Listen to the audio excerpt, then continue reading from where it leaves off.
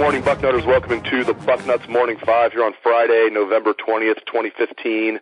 I am Dave Biddle, and I am joined by Steve Helwagen. Steve, it's all about Ohio State versus Michigan State on today's show. Buckeyes and Spartans tomorrow at 3:30 Eastern at the Horseshoe. College game day will be in the house. The game will be broadcast by Chris Fowler and Kirk Herbstreit. Steve, the Buckeyes opened as 13-point favorites. A lot of people were surprised by that. Well, that has gone up. It's now 13.5 points. Not a huge difference, but it is interesting that everybody's like, wow, I can't believe it's 13 points. And now it's actually risen to 13.5. Just, we'll give our final score predictions at the end of the show, but just how do you see this one playing out? What do you make of the point spread? Just what do you want to say about this big one tomorrow night, Steve?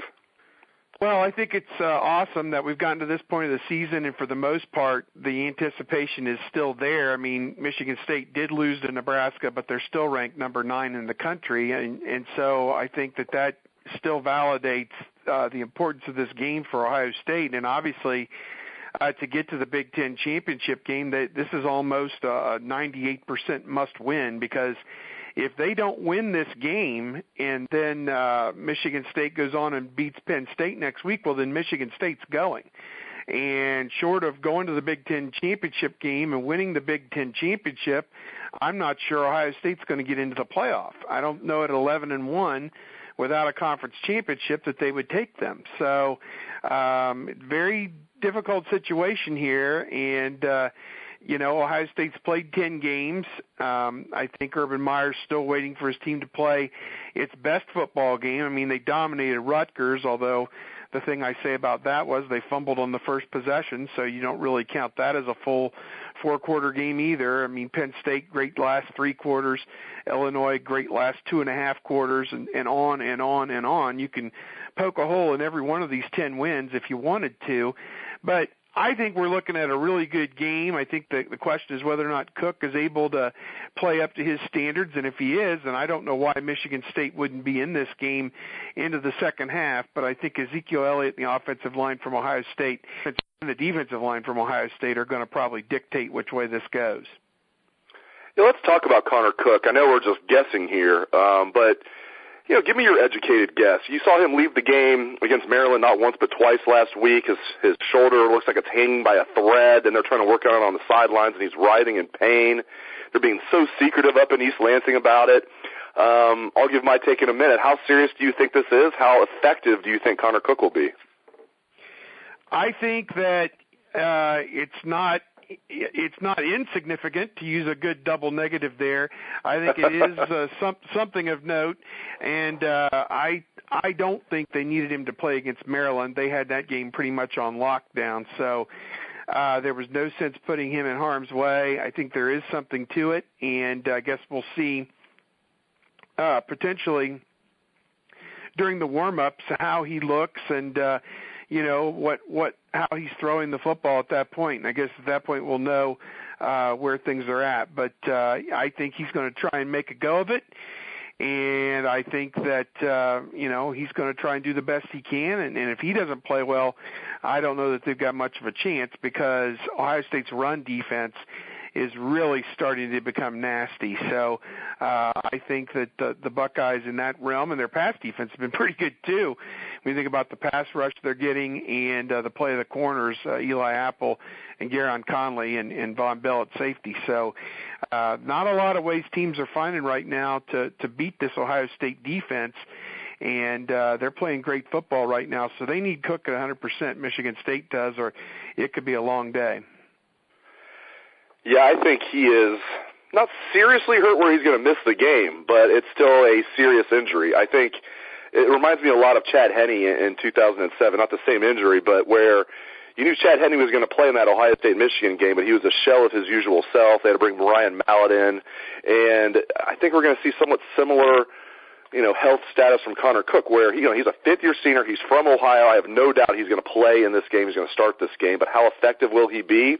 I don't know. I mean, we're not doctors. We're just guessing. I just tend to think it's a lot more serious than what they're letting on at Michigan State. For those listeners that haven't heard, Michigan State, the only thing that they've said about it is, A, we're not talking about injuries, and then B, when they do talk about it, they say, oh, well, it's nothing that serious. He's going to be fine. That's what they said after the game last week. But I tend to think that is just gamesmanship, and he is hurt a lot more than they're letting on. But we'll see what happens.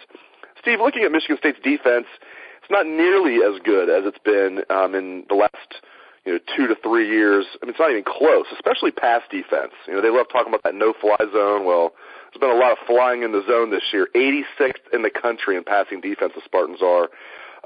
That being said, I expect them to bring their A game and then some against the Buckeyes. Everybody does. And furthermore, I heard Urban Meyer on his call-in show yesterday say that they know what to expect from Michigan State's defense because Michigan State is confident. They are who they are. And I think that was true in past years. I think this year, what Ohio State has seen on film from Michigan State is not what they're going to see tomorrow. I look for wrinkles from Michigan State. I know that's not what they usually do. I think they're going to mix things up, run a bare front, and dare Barrett to beat them with the pass, even though he beat them with the pass last year. That's my concern, is Michigan State's going to throw some wrinkles at Ohio State that they are not prepared for. What are your thoughts on that, Steve? Yeah, I would agree with you. Obviously, Pat Narduzzi's not there anymore. He's now the head coach at Pittsburgh, and they have a couple of dual coordinators that Mark D'Antonio, who's also an outstanding defensive coach in his own right, using up there now. And I just think that as you look at it, Michigan State is going to play its best football game of the year. I think you can pretty much bank on that. Shalik Calhoun, given the situation Ohio State's had with some pass protection issues here in recent weeks, don't take anything for granted there. They're going to have to mass protect and shade toward him, maybe have a tight end or an H-back chipping on him or whatever. And, the linebackers, Riley Bulla's kind of taken over the family business there at middle linebacker. He's pretty good. And in the secondary, they have given up some plays. But, again, I think that, they're playing two freshmen at safety with Grayson Miller and Kari Willis. So I guess we'll just have to wait and see how those guys do. But I am, excited to see how Ohio State's offense matches up against that defense that, everybody's used to them being at number 1 or number 2 in the Big Ten in total defense. Well, they're number 9 in the Big Ten in total defense right now, and that's not what Mark D'Antonio is looking for. So, I know that they've allowed 6 of the teams they've played to score 23 or more points, and that's not Michigan State football. So I guess we'll see if they bring that to the table on Saturday. Yeah, one of those co-defensive coordinators has the last name of Tressel. That's Mike Tressel, Jim Tressel's nephew, for those that don't know. So very interesting there. That leads right into my next question. Who is missed more by their respective teams this year, Steve? Tom Herman or Pat Narduzzi? Oh, wow. You're asking me tough questions. I would say Narduzzi just because, Ohio State's offensive rankings are not maybe as gaudy as they were, and I think Ohio State fans are a little bit spoiled by the 50 and 60-point games of days gone by. But right, 49 isn't enough, Steve. We got to be in the 50s. These great right. Ohio State fans with us, win or tie. So, I don't know what to say. I would say they definitely, I think more than Narduzzi, they just miss Darquez Denard, and they miss some of those great defensive guys that they've had on that team the last few years. They have not plugged those holes the way that with players that are as good or as better as the ones that left, in my opinion. I mean, Calhoun is the only household name on that defense, and used to be you knew the whole starting 11 because they all made plays, Danico Salin, the other Bulla, up and down the line. Trey Waynes was there last year as a corner, was a good player. So, I think you go up and down the line. You used to know who was on the defense. You don't really know it as much now because they don't make as many big plays. All right, brass tacks, Buckeyes and Spartans tomorrow afternoon. It'll be tomorrow night by the time the game ends. Let's give some final score predictions. You go first, sir. What is your final score prediction? Buckeyes favored by 13.5 points.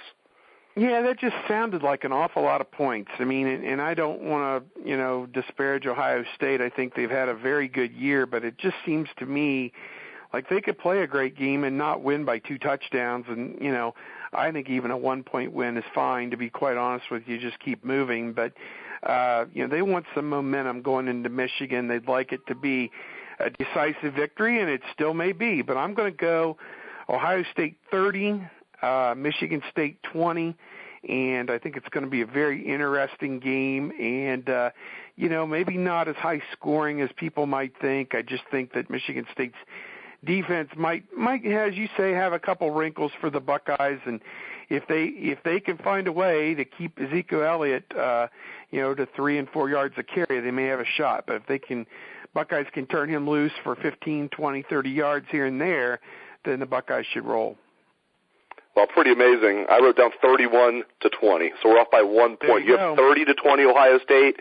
I have 31-20 Ohio State. I'm with you, and I could see this being a blowout, especially if Connor Cook, A, doesn't play, which I don't think that's going to happen, or B, plays but is not really Connor Cook. He's a shell of his usual self, because I've watched Michigan State play a lot this year. This kid has impressed me tremendously, and I used to be skeptical of him, Steve. I did not buy into the idea he was going to be a first-round pick.